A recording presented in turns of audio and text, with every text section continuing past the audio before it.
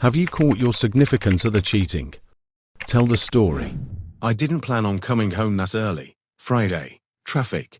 My head full of work. Everything was normal. But somewhere between a red light and a billboard, I suddenly realized I missed her. Stupidly. Without a reason. I missed Sarah. The way she laughed when she pretended to be mad. I stopped by the pizzeria near our place and ordered her favorite, pepperoni with extra cheese. I typed a message to her, then deleted it. I wanted it to be a surprise. In the elevator, I caught my reflection in the mirror, tired, but oddly happy. I opened the door quietly, as if I was afraid to scare something important away. The apartment was clean. Too clean. Sarah never cleaned like that without a reason. Music was playing, her playlist, the one she only played when she was in a really good mood. In the hallway, there were sneakers. New ones, men's. I stopped. I could have turned around, could have left, but I kept walking. Two wine glasses were on the kitchen counter. One of them was Sarah's favorite, the one with the tiny crack in the stem. Then I heard her laugh, not the quiet, homey one. A different laugh, louder, alive. I walked into the bedroom. They jumped apart as if I wasn't a person, but a flash of light. Mike, Sarah said, and in that moment, I understood. She wasn't afraid of losing me. She was afraid of explaining. I didn't yell. I didn't ask why. I simply put the pizza box on the bed. You must be hungry, I said. And I walked out. I sat in my car for a long time. Then I deleted her number, not out of anger, just so I wouldn't be tempted to come back. For the past few months, my life had been nothing but a schedule. Work, home, sleep. Jason said he was proud of me. I believed him. I wanted to believe him. That day, my project wrapped up early. For the first time in a long while. I left the office while it was still light out and thought, what if I just go home? I bought a bottle of wine. Not a celebratory one, just a good one. The kind we opened when we wanted to talk. As I pulled up to the building, I noticed the bedroom light was on. That surprised me. Jason usually waited for me with the lights off and the TV on. I didn't call. I took the stairs because the elevator was busy. With every step, my heart beat faster. The door wasn't locked. I walked in and heard laughter. Not loud, intimate. The kind you share only with someone close. A girl was sitting in the kitchen, barefoot, wearing my sweater. Jason stood next to her, slicing lime for drinks, like it was just another ordinary evening. He saw me and froze. Emily, I raised my hand. Nat, now, I set the wine bottle on the table. Take care of it or tell it it's expensive. I went into the bedroom and packed my things into one bag. He was talking, stumbling over excuses, explanations. I didn't listen. For the first time in a long while, I was listening to myself. Outside, the air was cool. I stood there with my bag and felt something strange, not pain, but relief. And that's when I realized betrayal hurts, but lies kill you slowly. My name is Jake. I always thought I knew the shape of my life. Morning coffee on the balcony, Emily's laugh echoing from the kitchen, the stupid old blanket we both pretended not to love. That quiet, small predictability felt safe. Until the day it wasn't. I decided to surprise her at work, not out of suspicion, just because I wanted to see her face. Hand her a stale cupcake I'd rescued from the corner bakery, and steal a 10-minute lunch together. Her desk at the office was empty when I poked my head in. Her bag lay draped over the back of the chair like somebody had paused and simply not returned. I told myself she must be in the cafe across the street. Maybe she'd gone for a quick coffee break. Maybe she'd grabbed an extra croissant. Bluebird, the cafe, smelled like burnt sugar and espresso. People hovered over laptops. Conversations folded into low background noise. I threaded between tables and scanned faces. There was no Emily at the bar, no Emily by the window. Instead, I heard a voice I'd seen in her feed before, a confident laugh, the kind reserved for people used to getting the room to bend a little their way. I caught a glimpse, Ryan, and then a doorway to the restrooms and the muffled sound of movement inside. Something in my chest went very still. I walked up to the restroom door without deciding to. The handle was warm from someone else's hand. I heard them, soft, hurried. like they were trying to fit an entire evening into 10 square feet. When the stall door closed and a sliver of light fell across the tile, I saw them. Emily pressed against Ryan in that cramped, stupid little room reserved for transient privacy. Her hair fell across her face. His hand was at the small of her back. They didn't know I was there. For a long second I thought the world had turned into a photograph.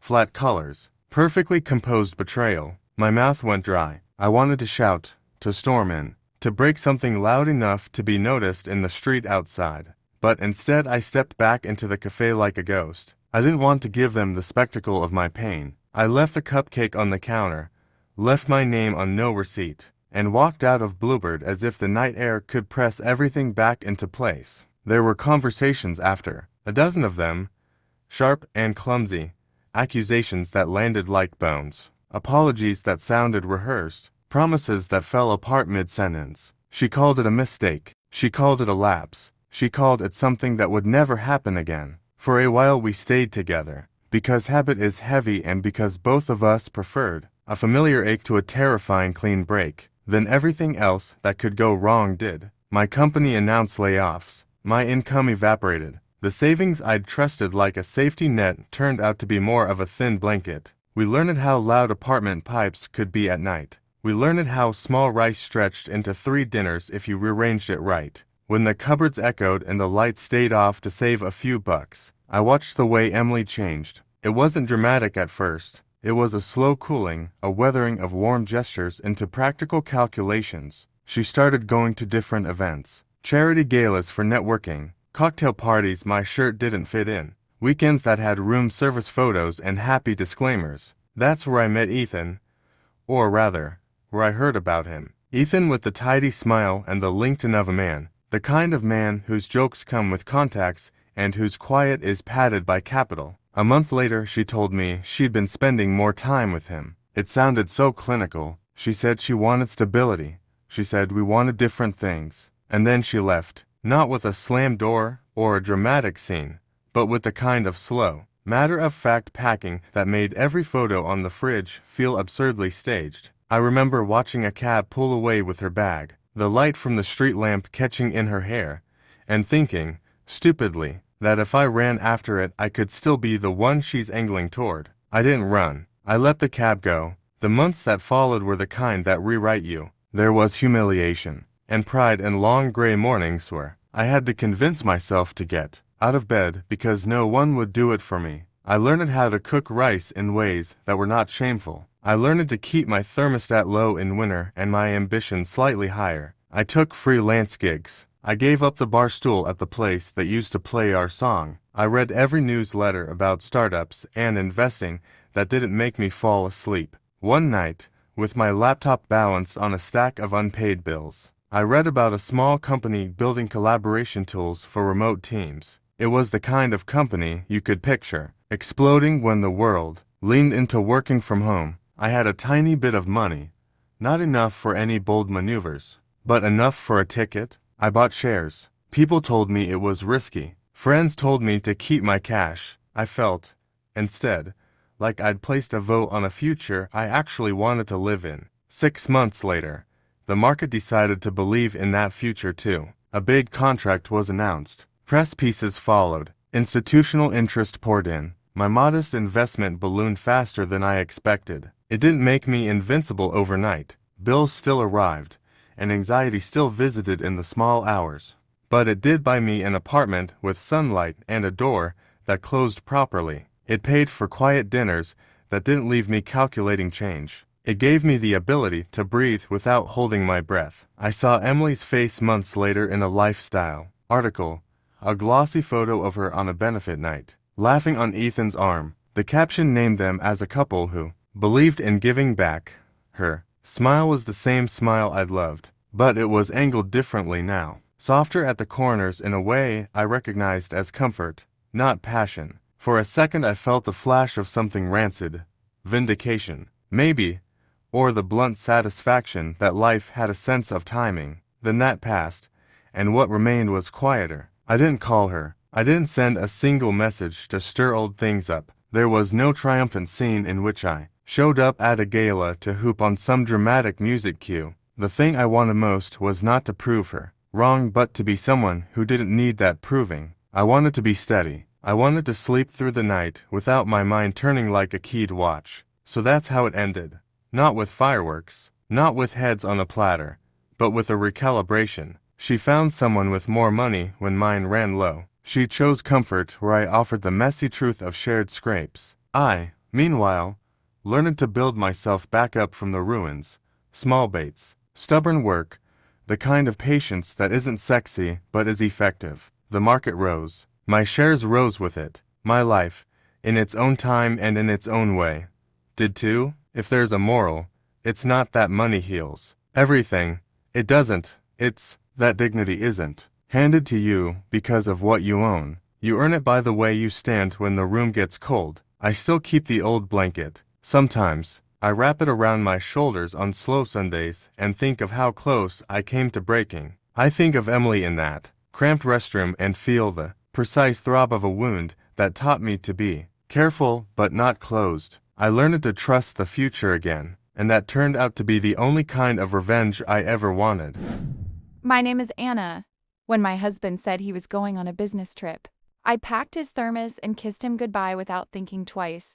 A few days later, I saw a photo on Instagram, Mark on a beach, an unfamiliar woman framed by a sunset. I flew to Cancun on impulse, found them by the pool, and quietly said what I'd known for a while.